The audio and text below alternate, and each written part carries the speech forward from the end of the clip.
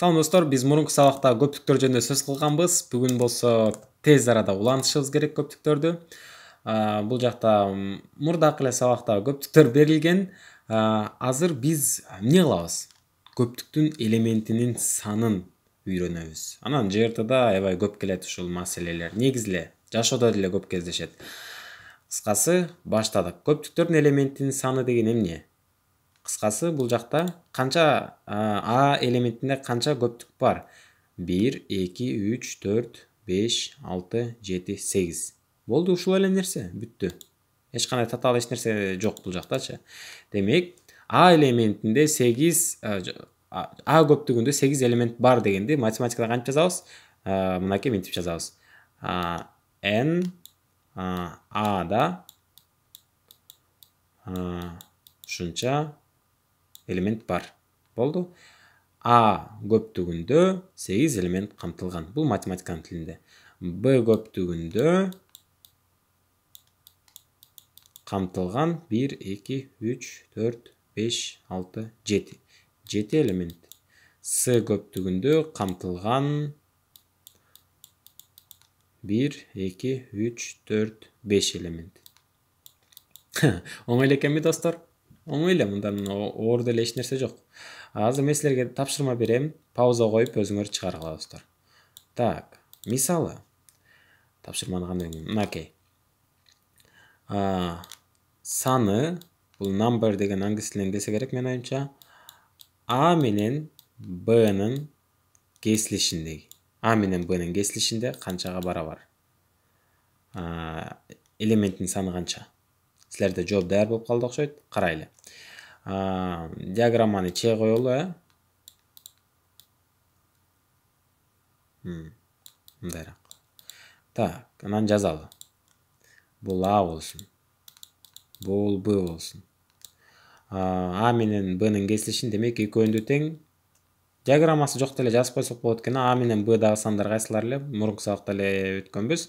Так, -3 жок бул жакта, -2 бар мына. Биринчиси, -2 бул жакка жазайынчы. -2, анан 1 барбы? 1 дагы бар. Анан 2-чи, 2 дагы бар. 4 дагы бар. Башка жок. Демек, бул жакта көптүк канча элемент бар экен? 1, 2, 3, 4. Болду, 4 эле жазып коебуз. Бүттү. Эгерде силердин жоңарда 4 болсо, анда азаматсыңар достор. Дагы тапшырма. N А менен Б'нын биригиши канча элементти камтыйт? Канча элементти камтыйт? Пауза коюп өзүңөр чыгаргыла достор. Так.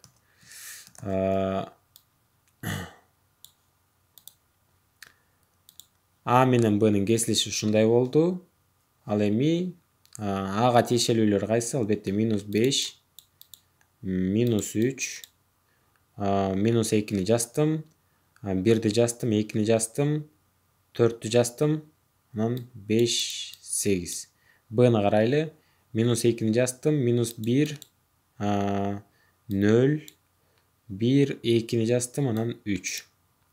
Демек, биригишинде канча элемент бар экен? Эми болгону санап гана коюу керек. 1, 2, 3, 4, 5, 6, 7, 8, 9, 10, 11. Демек, бизде 11 элемент бар экен А менен Б'нын биригишинде. Дагы акыркы тапшырма бул N А менен S'нын кесилишинде канча элемент бар? А менен S'нын кесилишинде. Демек, А менен S'нын кесилиши. А менен S'нын кесилиши мурунку сабакта А менен S'нын кесилишин таба алган эмеспиз, себеби жок болчу. Демек, жок деген бул кандай болуп калат ошондо? Канча элемент? Ичинде канча элемент бар? 0 да. 0 элемент. Жок деген сөз. Болду. Ушул нерсе туура. Эми көптүктөргө тиешелүү аябагандай маанилүү ролду ойногон 2 формула бар. Ал формулалар мындай. Мисалы А жана Б көптүгү берилсин, алардын биригүүсүнүн санын тапкыңар келсе, элементи ичинде канча А менен Бны бириктиргенде канча элементтин санын тапкыңар келсе, силер ошол А көптүгүндөгү элементтин санын кошуп коесуңар Б көптүгүндөгү элементтин санына. Анан милдеттүү түрдө унутпагыла достор, кемитесиңер А менен Бнын кесилишин санына. Так, А кесилиш Б. Демек бул n дегенин жөн гана канча сан экенин. Мисалы бул жакта, мисалы А менен Бны карайлы да. n А менен Бнын биригүүсүнүн элементинин саны булар n Ада канча? 1, 2, 3, 4, 5, 6, 7, 8. Демек 8 экен. Кошобуз nb 1, 2, 3, 4, 5, 6, 7. 7. Экөө кесилиши жана канча болду эле? Кесилиши. Мына бул жакта бар туруп А менен Бнын кесилиши 4. 4. Демек 8ге 7-ни кошсок 15, 15тен 4 алсак 11. Демек 11 болду. А менен Бнын биригүүсүндөгү элементтин саны 11ге барабар экен. Биз ушул эле формуладан достор ар кандай формулаларды түзсөк болот. Мисалы үчүн А менен Бнын кесилишин таба алсак болот. Кантип табабыз? Албетте муну бул жака өткөрүп, муну бул жака өткөрүп, теңдеме дейли да. Мисалы, бул минус n А кесилиш Б плюс n А кесилиш Б менен өтөт бул жака. Анан булар өз ордунда эле калат. n А плюс n Б минус бул минус белгиси менен n А биригүү Б болот. Каласыңар ушунун арасына формуладан формула түзүп n Бны табасыңар болот, n Аны табасыңар болот. Бул маселеге жараша болот достор. Да бир формула. Так, муну азырынча өчүрүп турайын үстү жагын. Бизге кереги жок, анан муну өчүрүп турайын. Эң негизги формула мен ушунда кылып жазып койдум. Муну мен болсо азыр кызыл квадраттын ичине киргизип коеюн, унутпагыла деген сөз да.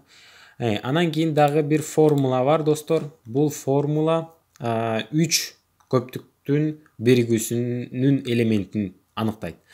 n мисалы А биригүү Б биригүү С болсо, анда үчөөнүн тең элементин санын кошобуз. Мисалы үчүн n А n Б деген сыяктуу эле. n А n Б анан дагы бирөөсү бар, кошу. Бул жаңы n С деген түшүндүрөт.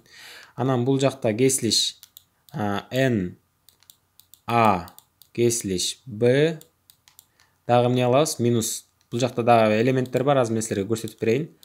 Бул жакта макул биринчиси, экинчиси, анан 3 элемент да. Туурабы?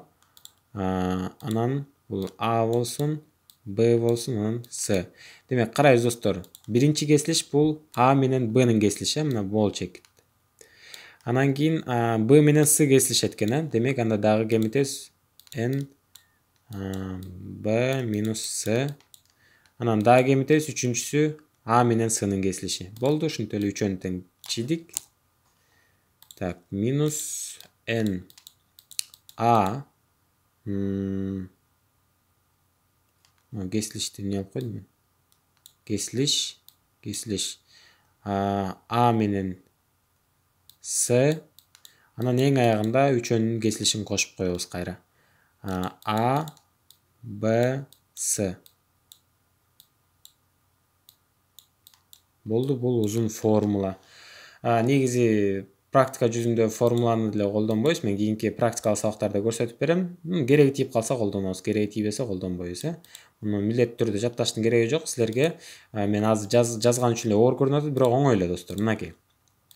Кыскасы эмне кылабыз? Ар биринин элементин кошобуз. Мына А, Б, С'нын элементин коштук. Кайра алардын кесилиштерин кемитип коебуз. А менен Бнын кесилишин, Б менен С'нын кесилишин, кайра А менен С'нын кесилишин.